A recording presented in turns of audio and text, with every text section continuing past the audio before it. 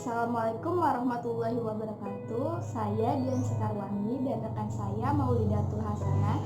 Kami dari kelompok 4 akan mempresentasikan hasil kerja kami mengenai bisnis Islam dan kebijakan di era globalisasi. Nah, pertama kita harus mengetahui dulu apa itu pengertian dari bisnis syariah dan perdagangan internasional. Bisnis syariah adalah segala sesuatu yang berkaitan dengan jual beli yang berlandaskan hukum syariah atau sistem Islam. Bisnis merupakan segala sesuatu yang berkaitan dengan jual beli atau perdagangan. Sementara syariah berarti sumber jalan yang lurus. Nah, pada saat ini bisnis berkembang hingga muncullah perdagangan internasional yang merupakan perdagangan yang dilakukan oleh penduduk suatu negara dengan negara lain atas dasar kesepakatan bersama. Penduduk yang dimaksud dapat berupa antar perorangan, individu dengan individu, antar individu dengan suatu pemerintah, atau pemerintah negara dengan pemerintah negara lain. Nah, terdapat dampak globalisasi terhadap perdagangan internasional. Nah, berikut ini beberapa dampak positif yang timbul dari perdagangan internasional. Yang pertama, saling membantu memenuhi kebutuhan antar negara. Yang kedua, meningkatkan produktivitas usaha. Yang ketiga, mengurangi pengangguran. Yang keempat, menambah pendapatan devisa bagi negara. Selanjutnya, mendorong kemajuan ilmu pengetahuan dan teknologi. Kemudian, produksi global dapat ditingkatkan.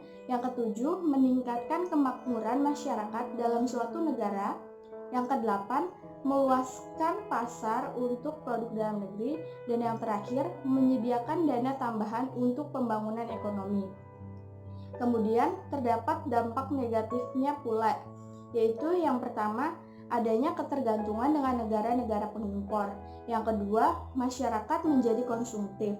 Yang ketiga, mematikan usaha-usaha kecil. Yang keempat, kualitas sumber daya yang rendah. Kemudian selanjutnya, pembayaran antar negara sulit dan resikonya besar. Yang keenam maksud saya, karena perkembangan sistem perdagangan luar negeri yang menjadi lebih bebas sehingga dapat menghambat pertumbuhan sektor industri. Yang ketujuh, sektor keuangan semakin tidak stabil. Yang kedelapan, memperburuk proses pertumbuhan ekonomi jangka panjang.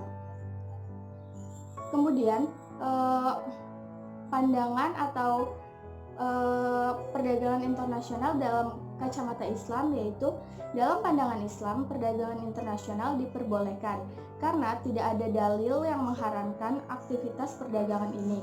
Selanjutnya, hal ini diperkuat dengan salah satu sejarah dalam peradaban Islam, yaitu perdagangan Quraisy.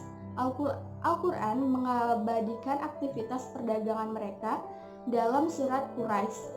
Pada zaman itu, mereka melakukan perdagangan ke negeri Yaman saat musim dingin dan perdagangan ke negeri Syam pada musim panas. Dalam menjalankan perdagangan internasional, setiap negara juga harus memperhatikan kaidah-kaidah yang dikemukakan oleh Dr.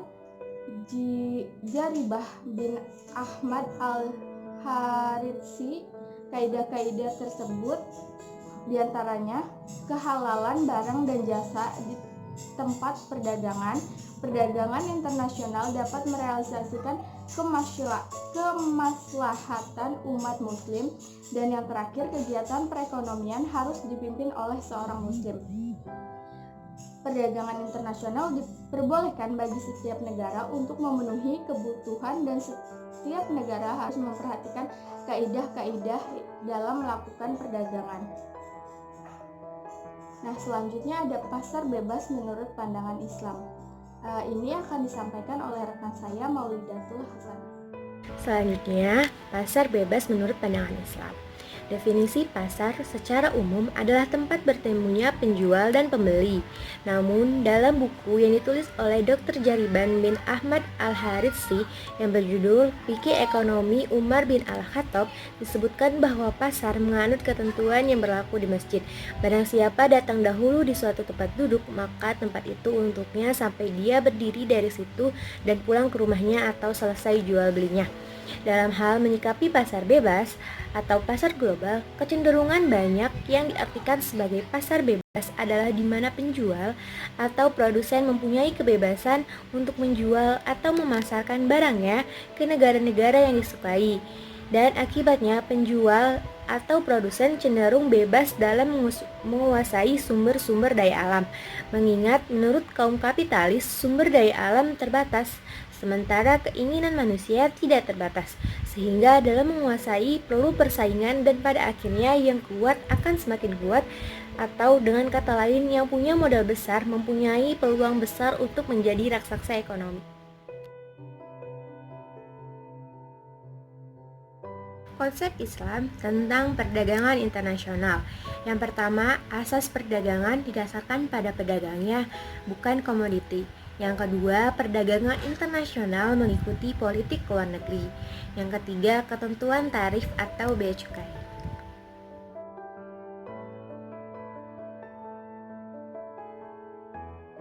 Asas perdagangan didasarkan pada pedagangnya, bukan komoditi. Dalam permasalahan perdagangan, baik perdagangan domestik maupun internasional, Islam menjadikan pedagang sebagai asas yang akan dijadikan titik perhatian dalam kajian maupun hukum-hukum perdagangannya. Status hukum komoditi yang diperdagangkan akan mengikuti status hukum pedagangnya. Hukum dagang atau jual beli adalah hukum terhadap kepemilikan harta, bukan hukum terhadap harta yang dimilikinya. Dengan kata lain, hukum dagang atau jual beli adalah hukum untuk penjual dan pembeli, bukan untuk harta yang dijual atau yang dibeli. Allah Subhanahu wa Ta'ala berfirman dalam surat Al-Baqarah ayat 275 yang artinya Allah telah menghalalkan jual beli.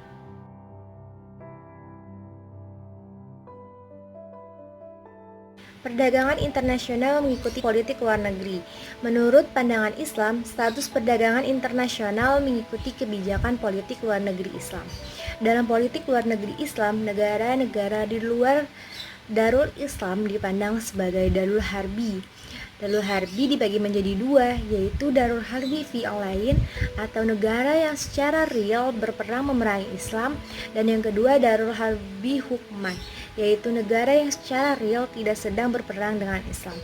Berdasarkan pada pandangan politik luar negeri itulah, maka status pedagang dapat dikelompokkan menjadi 4. Yang pertama, pedagang yang berstatus sebagai warga negara.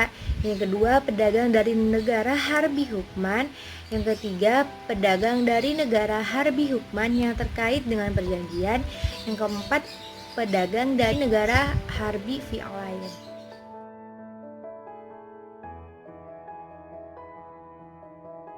Tarif bea cukai. Dalam perdagangan internasional, Islam telah memberikan ketentuan terhadap penetapan tarif, baik untuk ekspor maupun impor, yang biasa dikenal dengan bea cukai. Menurut hukum Islam, bea cukai haram diambil untuk pedagang warga negara terhadap komoditi apapun. Nabi SAW bersabda, tidak akan masuk surga orang yang memungut bea cukai. Hadis riwayat Abu Daud, Ahmad, dan Al-Hakim.